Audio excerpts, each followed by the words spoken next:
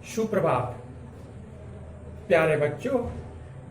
आज हम लोग हिंदी साहित्य में हिंदी व्याकरण में जिस पाठ को पढ़ने जा रहे हैं उस पाठ का नाम है संज्ञा। पिछले सप्ताह में भी हमने आपको संज्ञा के बारे में बतलाया था कि संसार में जितने भी चीज हैं सबका कुछ न कुछ नाम होता है और इस नाम को ही संज्ञा कहते हैं। इसीलिए इंग्लिश में कहा जाता है कि naming words are called noun. Hindi में भी किसी व्यक्ति, वस्तु, स्थान या भाव के नाम को संज्ञा कहते हैं। यूं कहें कि संसार में जितने चीज हैं, जितने व्यक्ति हैं, जितने वस्तु हैं, जितने स्थान हैं, सबका कुछ न कुछ नाम है और इसी नाम को हम लोग संज्ञा कहते हैं। किसी भी व्यक्ति संज्ञा की परिभाषा अनेक तरहों से दी जा सकती है। तो सबसे पहले हम लोग संज्ञा में लिखते हैं कि संज्ञा किसी व्यक्ति, कोई भी व्यक्ति हो, किसी व्यक्ति, वस्तु, स्थान या भाव के नाम को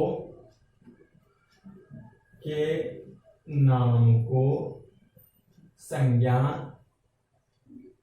कहते हैं।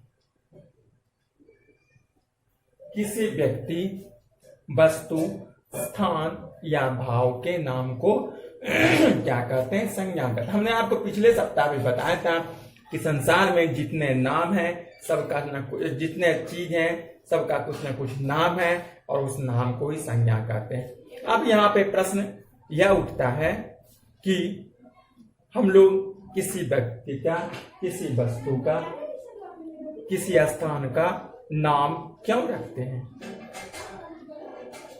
इसका कारण यह है कि किसी चीज को ढूंढने के लिए, किसी चीज को जानने के लिए, किसी चीज को पहचानने के लिए ही नाम आवश्यक होता है। हमारे घर में जब किसी बच्चे का नाम जन्म होता है तो सबसे पहले हम लोग उसका नाम रखते हैं। कोई नई चीज आती है तो सबसे पहले हम लोग उसका नाम जानना चाहते हैं कि उसका क्या नाम है। इसीलिए नाम को ही संज्ञा कहते हैं। तो यहाँ पर हमने आपको बताया कि किसी व्यक्ति के नाम, किसी वस्तु के नाम, किसी स्थान के नाम या किसी भाव के नाम को संज्ञा कहते हैं। व्यक्ति के नामों में आ गया आपके घर में जितने व्यक्तियों के नाम हैं, आपके मम्मी के नाम, पापा का नाम, भाई का नाम, सब कोई ये संज्ञा के अंतर्गत में आता है। जैसे राम, मोहन, सीता इत्यादि, ये सब व्यक्ति के नाम हो गए। वस्तु के नाम में आ गया, वस्तु मतलब कोई चीज, पंखा, कलम, किताब इत्यादि, ये सब वस्तु हो गया। और घरेलू जितने सामान है सब वस्तु हो गया। उसके बाद स्थान, स्थान में आ गया, स्थान मतलब जगह, स्कूल, दिल्ली, पटना इत्यादि सब स्थान हो गए। और भाव, भाव का मतलब हुआ कि खट्टा,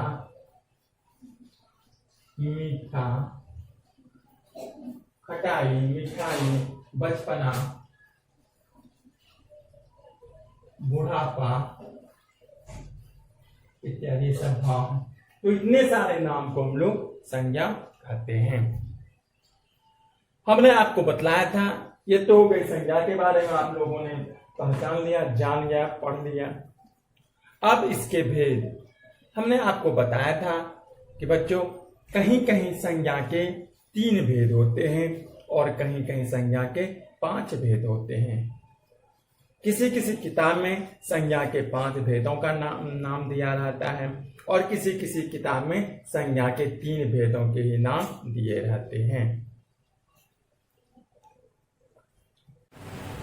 तो बच्चों, आपने संज्ञा के बारे में जान गए, समझ गए कि संज्ञा किसे कहते हैं। अब इसके प्रकार, संज्ञा के प्रकार, तो हमने आपको पहले ही बताया कि संज्ञा के 5 प्रकार होते हैं। कहीं कहीं संज्ञा के 3 प्रकार भी होते हैं। संज्ञा के 5 भेद हैं। संज्ञा के हम लोग किसी की किताब में 3 भेद भी होता है, लेकिन हम लोग 5 भेद का अध्ययन करेंगे, क्योंकि शुरू से हमें जानकारी होनी चाहिए कि संज्ञा के 5 भेद हैं। सबसे पहले जातिवाचक, जातिवाचक संज्ञा।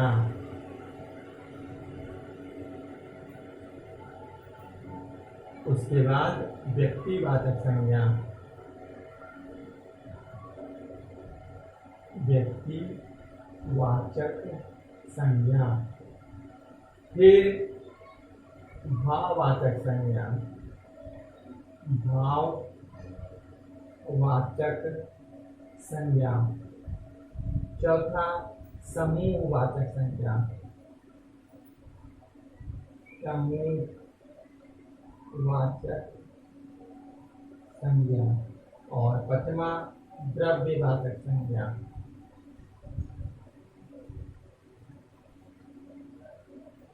तो ये संज्ञा के 5 प्रकार हैं। जातिवाचक, व्यक्तिवाचक, भाववाचक, समूहवाचक और द्रव्यवाचक। ये जो इसमें से 3 जो आप देख रहे हैं, जातिवाचक, व्यक्तिवाचक और भाववाचक, ये 3 मुख्य संज्ञा हैं। बाकी जो 2 संज्ञा हैं, भाववाचक और समूहवाचक, इसको जातिवाचक और व्यक्तिवाचक में ही मिला दिया जाता है। तो हम लोग संज्ञा के 5 प्रकार के बारे में पढ़ेंगे। एक एक करके हमें आपको उदाहरण सहित हम आपको समझाते हैं। सबसे पहले हैं जातिवाचक।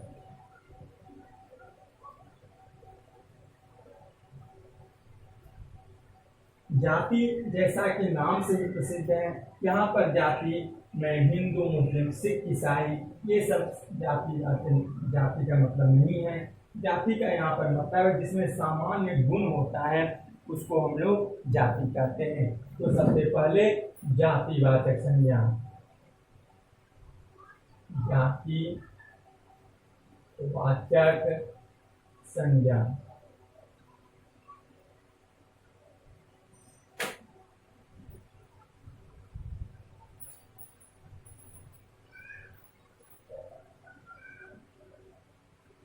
जिन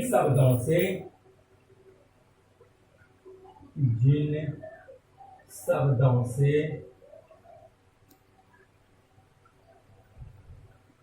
किसी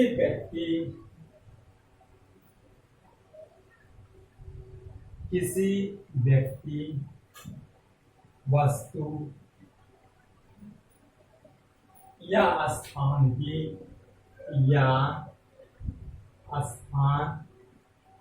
की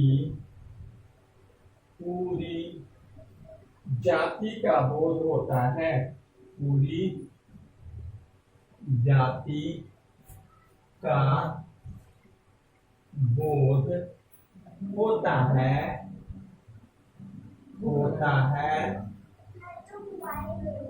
उसे जातिवाचक संज्ञा कहते हैं। उसे जातिवाचक संज्ञा कहते हैं। जैसे विद्यालय, कुत्ता इत्यादि। जैसे विद्यालय, कुत्ता, गाय इत्यादि।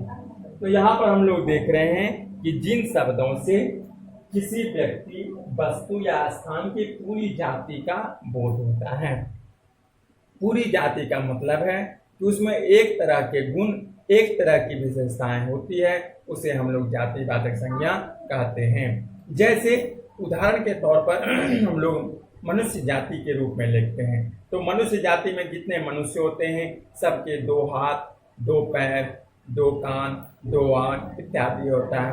उनका खान पान लगभग एक तरह होता है, उनका व्यवहार बोली सब एक तरह का होता है।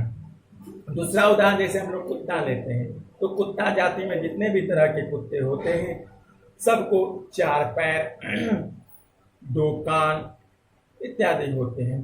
तो यहाँ पर जाति का मतलब वही होता है जिससे पूरी जाति का बोध होता है, उसे हम लोग जातिवाचक संज्ञा कहते हैं।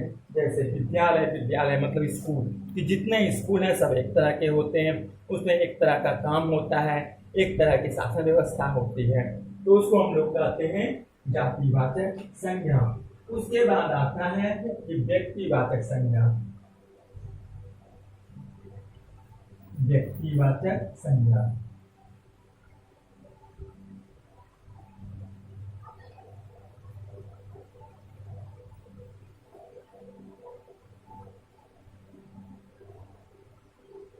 व्यक्तिवाचक संज्ञा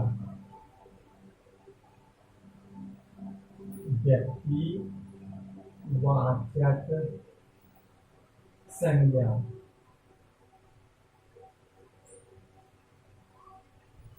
जिन शब्दों से किसी विशेष व्यक्ति, प्राणी, वस्तु या स्थान का बोध होता है उसे हम लोग व्यक्तिवाचक संज्ञा कहते हैं। जिन शब्दों से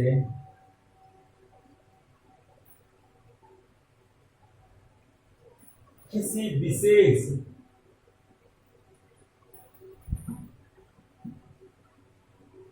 विशेष व्यक्ति,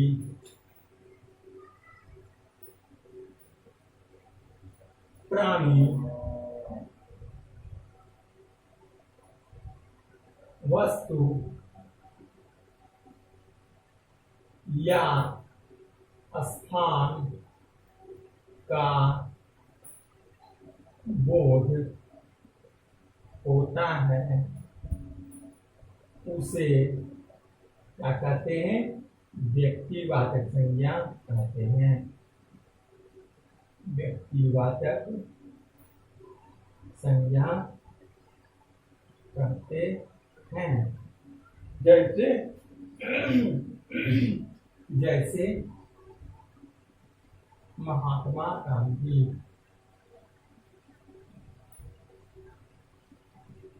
पटना, दिल्ली। अब इसको हम लोग समझते हैं कि जिन शब्दों से किसी विशेष व्यक्ति, प्राणी, वस्तु या स्थान का बोध होता है। विशेष का मतलब क्या हुआ? तो ऐसे व्यक्ति तो बहुत हैं, देखो उसमें महात्मा गांधी एक खास किस्म के व्यक्ति हैं, एक अलग व्यक्ति हैं, तो महात्मा गांधी हो गया। वस्तु भी बहुत चीज, लेकिन जब हम किसी खास वस्तु का लेते हैं का, या फिर स्थान तो बहुत है लेकिन हम जब किसी खास स्थान का नाम लेते हैं तो वो व्यक्तिवाचक के अंतर्गत में हो जाता है। एक दो उदाहरण के द्वारा हम लोग इसको स्पष्ट कर सकते हैं कि व्यक्तिवाचक और जातिवाचक में क्या अंतर है।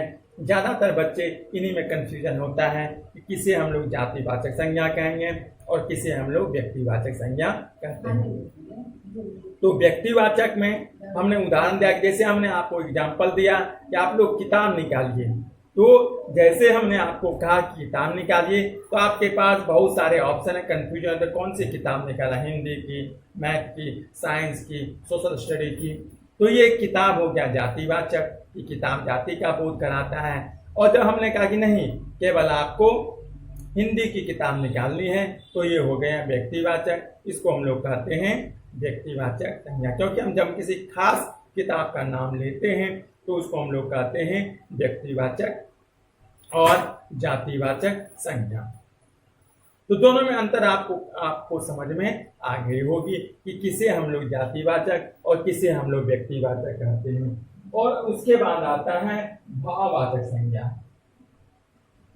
उसके बाद आता है भाववाचक संज्ञा। भाव का मतलब जिन शब्दों से किसी प्राणी वस्तु के गुण, दोष, स्वभाव, दशा, स्थिति का बोध होता है।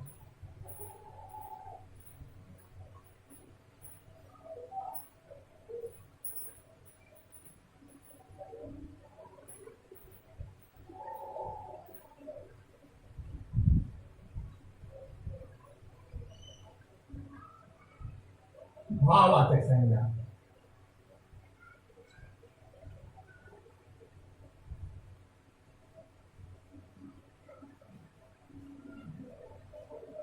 जिन शब्दों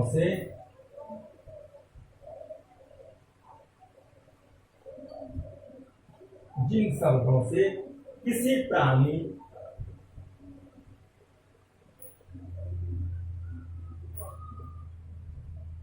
या वस्तु के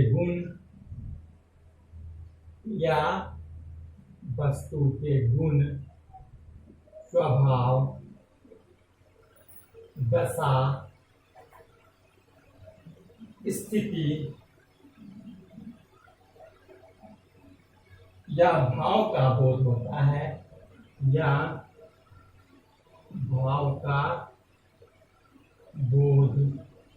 होता है, उसे क्या कहते हैं? भाववाचक संज्ञा कहते हैं। उसे भाववाचक संज्ञा कहते हैं। जैसे बुढ़ापा, मोटापा इत्यादि ये सारे भाववाचक संज्ञा हैं। तो भाववाचक संज्ञा में क्या बतलाता है? किसी व्यक्ति का गुण बतलाता है, स्वभाव बतलाता है, दशा बतलाता है, स्थिति बतलाता है और भाव बतलाता है, उसे भाववाचक संज्ञा कहते हैं। उसके बाद आता है कि द्रव्यवाचक संज्ञा।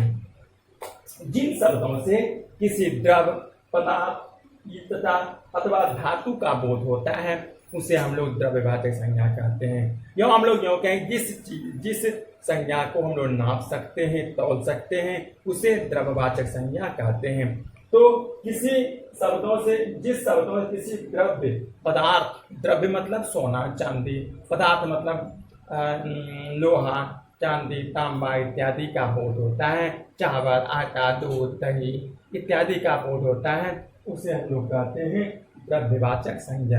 यानी द्रव्य मतलब कोई ठोस चीज इसको नाप सकें या तौल सकें, उसे कहते हैं द्रव्यवाचक संज्ञा। और अंत में आता है समूहवाचक। समूह मतलब क्या? झुंड।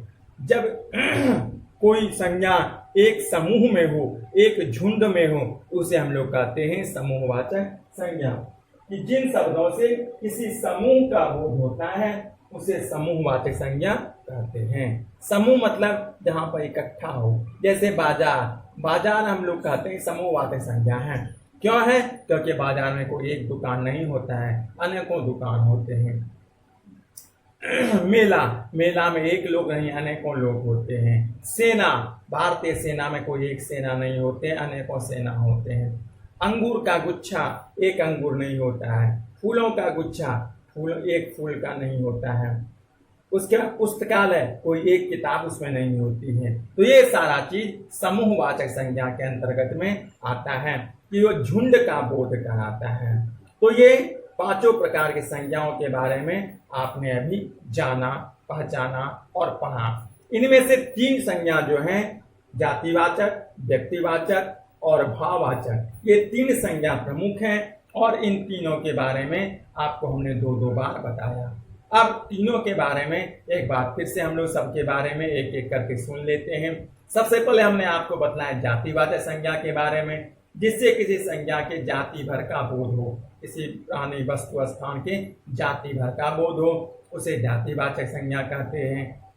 जिन शब्दों से किसी संज्ञा के किसी विशेष व्यक्ति, वस्तु, स्थान का बोध होता है उसे व्यक्तिवाचक संज्ञा कहते हैं। और जिससे किसी संज्ञा के गुण, दोष, अवस्था, दशा इत्यादि का बोध हो उसे भाववाचक संज्ञा कहते हैं। जिन शब्दों को नापा या तौला जा सके या फिर जिन शब्दों से किसी पदार्थ, वस्तु, पदार्थ, धातु इत्यादि का बोध हो उसे द्रव्यवाचक संज्ञा कहते हैं। और जिससे किसी संज्ञा के समूह का बोध होता है उसे हम लोग समूहवाचक संज्ञा कहते हैं। तो ये 5 प्रकार की संज्ञा है।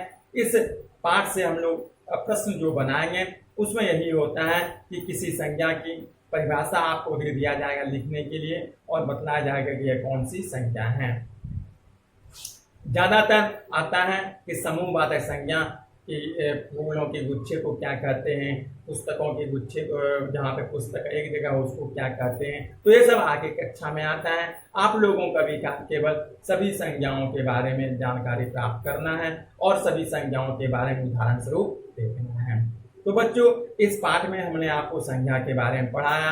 आप संज्ञा शुरू से पढ़ते आ रहे हैं, इसलिए आपको भी समझ में आ गया होगा कि संज्ञा किसे कहते हैं और इसके कितने प्रकार होते हैं। बस आज के लिए इतना ही।